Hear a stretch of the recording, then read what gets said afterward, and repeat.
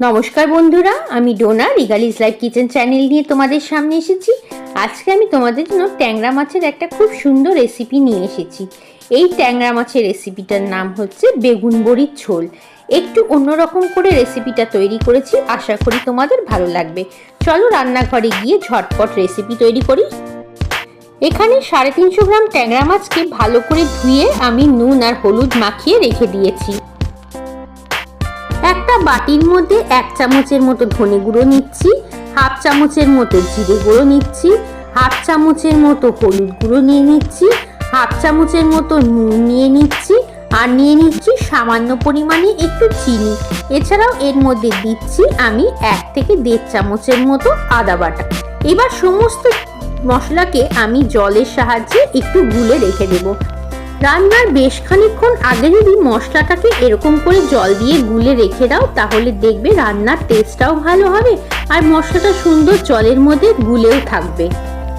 চলো তাহলে এবার এটাকে একটু সাইডে রেখে দিই। এখন কড়ার মধ্যে সর্ষের তেল দিয়ে সমস্ত মাছগুলো আর বড়িটাকে ভেজে নিই। তেলটাকে খুব ভালো করে গরম হয়ে গেছে, দেখো এখন বড়ি দিয়েছি। বড়িটাকে আমি ভেজে তুলে রাখবো। বড়িটা কিন্তু অপশনাল, তোমাদের যদি দিতে না ইচ্ছা করে তাহলে নাও দিতে পারো। তবে বেগুন আর বড়ি দিয়ে ঝোল করলে ট্যাংরা মাছের ঝোল কিন্তু খুব সুন্দর হয় খেতে।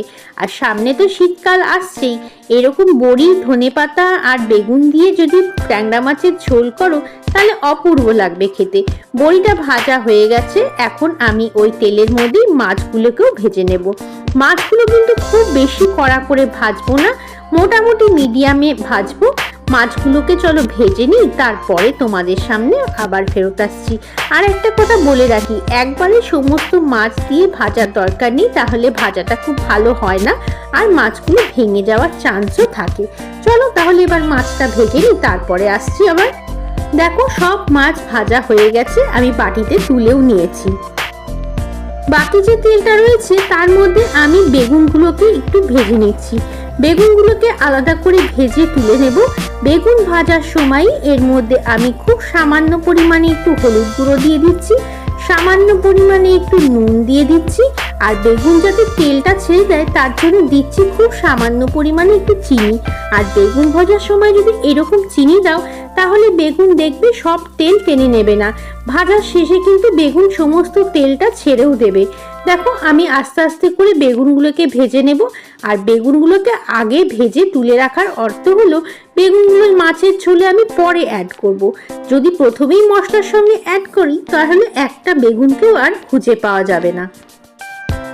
যেহেতু ট্যাংরা মাছের বেগুন বড়ির ঝোল বানাচ্ছি, সেজন্য ট্যাংরা মাছের মধ্যে আমি দেখো আলুটা অ্যাড করিনি। তোমরা যদি চাও আলু দিতে তাহলে অবশ্যই কিন্তু আলু অ্যাড করতে পারো। তোমাদের সাথে কথা বলতে বলতে বেগুনটা কিন্তু প্রায় আমার ভাজা হয়ে এসছে। এর থেকে বেশি আর ভাজবো না, কারণ এর থেকে বেশি ভাজলে পরে আর রান্নার সময় অ্যাড করলে আর খুঁজে পাওয়া যাবে না। বেগুন যেহেতু নরম সবজি, সেজন্য আমি কিন্তু একেবারে শেষের দিকে মাছ যখন ছাড়বো তখন এটাকে অ্যাড করব।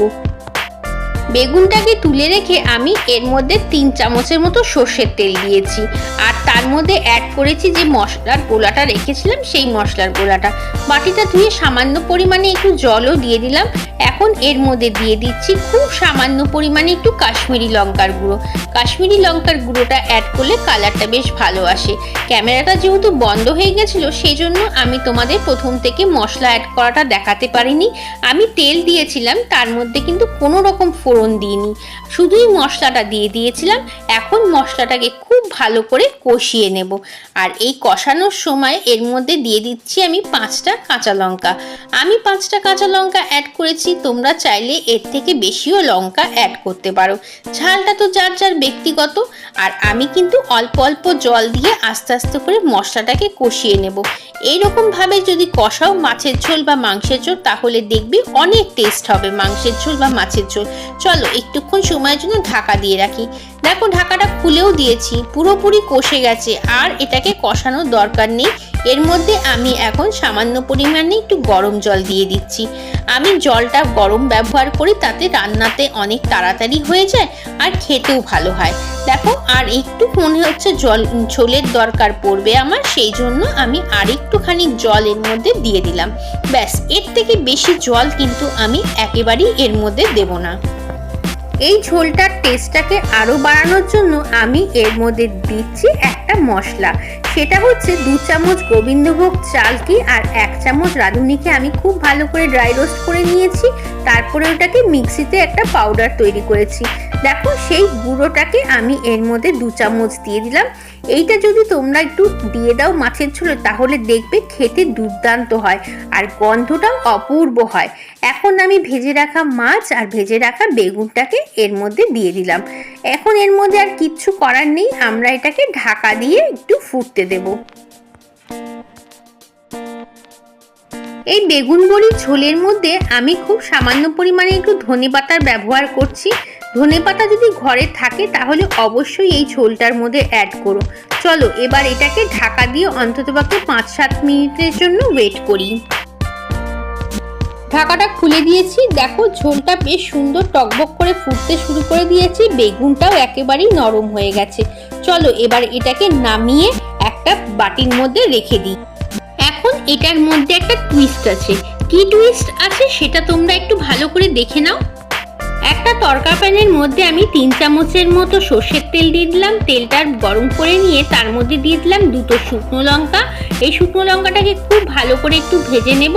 তারপরে এর মধ্যে কিন্তু আমি অ্যাড করব 1 চামচের মতো কালো জিরে। এখন শুকনো লঙ্কা আর কালো জিরেটাকে বেশ সুন্দর করে ভেজে নিতে হবে যতক্ষণ না সুন্দর একটা গন্ধ বেরোচ্ছে।